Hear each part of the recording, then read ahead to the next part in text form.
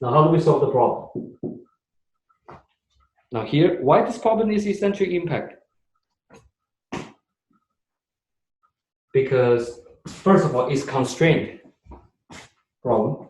And so how do we solve the problem? Well, we're going to define 3 different time instants. Initially, we're going to say that T1 plus VG1 equals T2 plus VG2. And in this problem, because there's no spring, so we do not consider Vs. And there's no external force. There's no external force.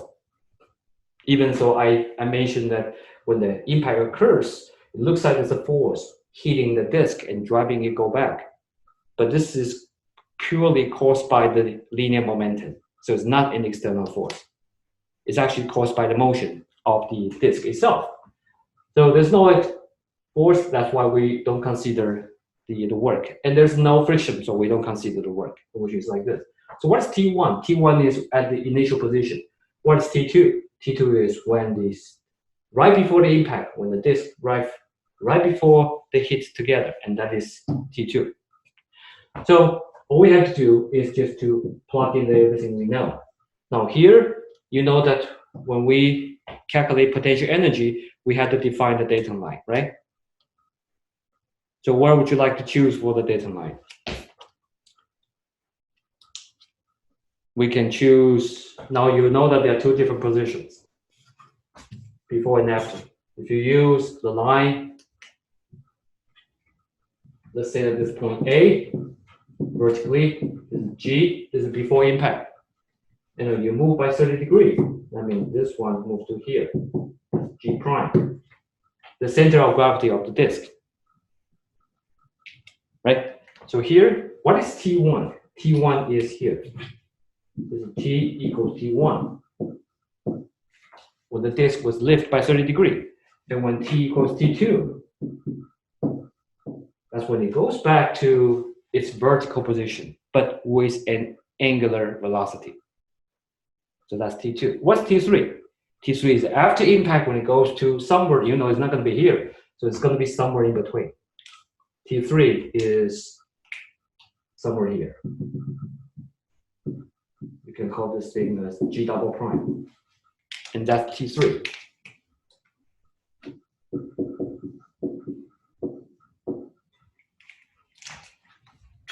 Therefore, what happens is you release by 30 degrees, so this thing goes to here, from 30 degrees to vertical.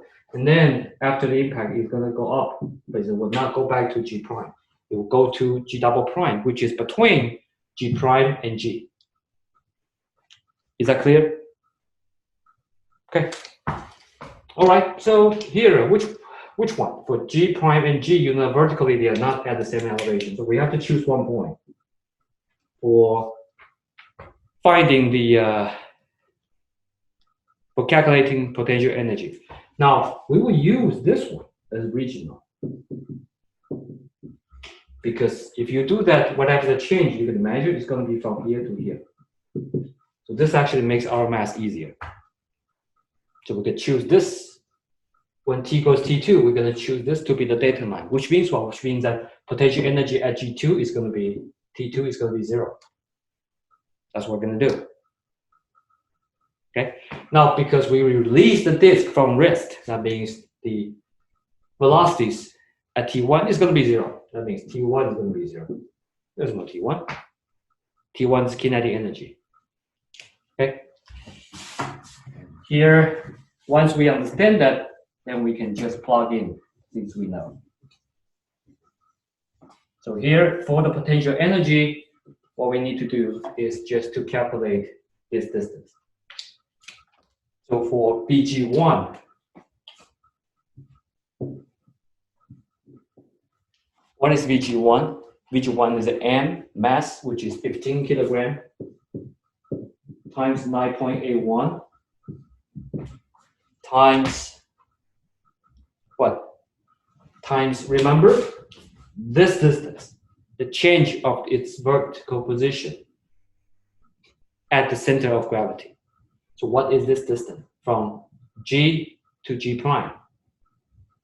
You know the diameter is 0.15 meters. So this thing is 1 minus cosine 30 times 0.15. Right? Because this distance is cosine 30 times 0.15 meters. And the whole thing is 1. So it's 1 minus cosine 30 times 0.15. That would take care of the potential energy.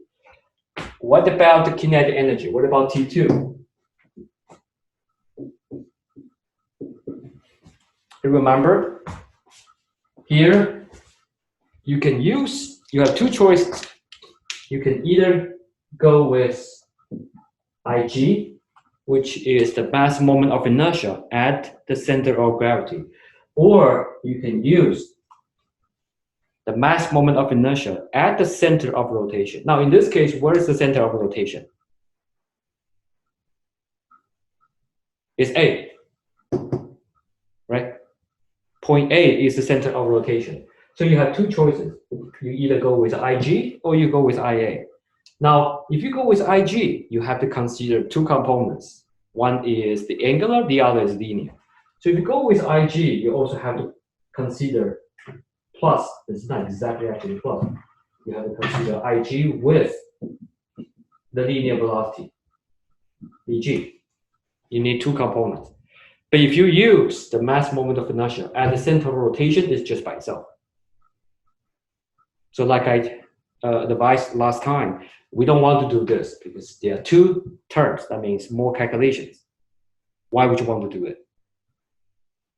We always want to simplify our calculation. So in this case, we're going to go with IA. So here, we want to know that what is the mass moment of inertia of a disk at the center of, not at the center of gravity, on its perimeter, which is G A.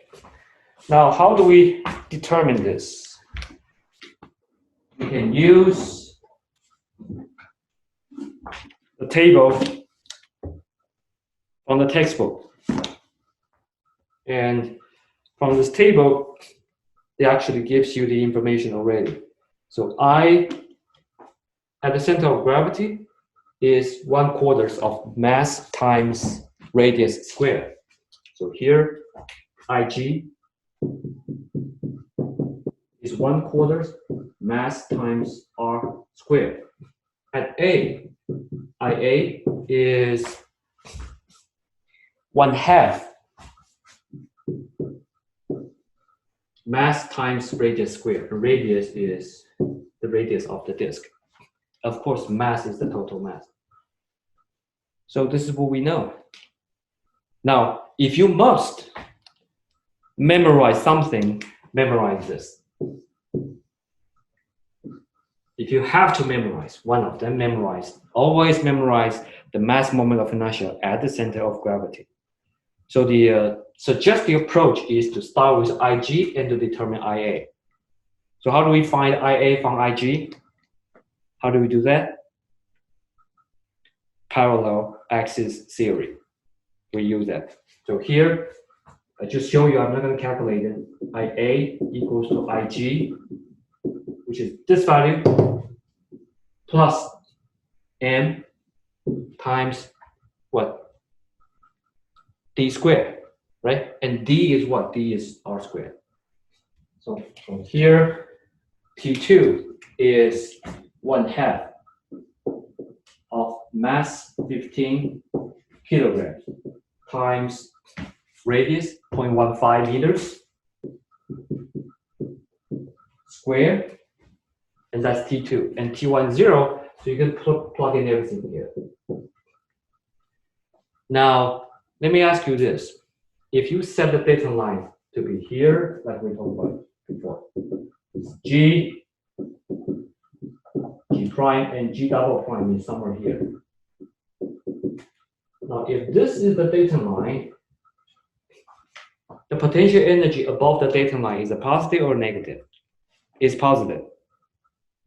So here is always positive potential energy above the data line. Below the data line is always negative potential energy. How do we figure that?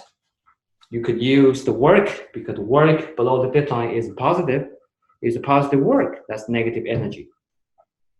And above the data line is a negative work, and that's why it's a positive potential energy. So that's one approach, mathematically, to remember that.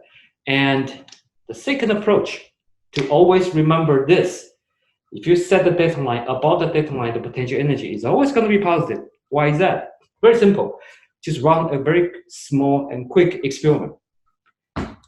If I want to release this eraser from here to the floor in my house, I don't have to do anything, because if I use my floor as the data line, this thing, because it's above the data line, it already has a positive potential energy. So what's the proof? The proof is I don't have to do extra work. This thing is going to move, which is this. Because of that, I didn't do anything. I didn't push it. I just release it. No extensional work, but it's going to move anyway. And that means for the eraser, staying above the data line, it already possesses